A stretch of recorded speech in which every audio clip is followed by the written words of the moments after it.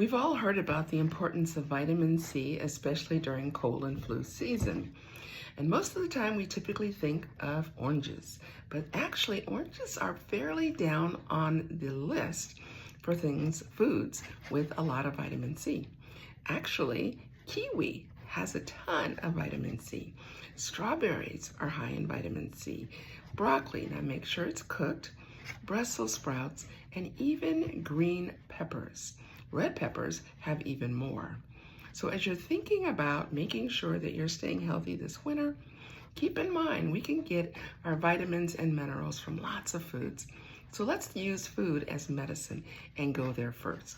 So remember, for vitamin C, kiwi, Brussels sprouts, broccoli, strawberries, peppers, let's make sure we're eating all of the right foods so that we stay healthy. As always, this is Coach Maggie for Health. Take care and God bless.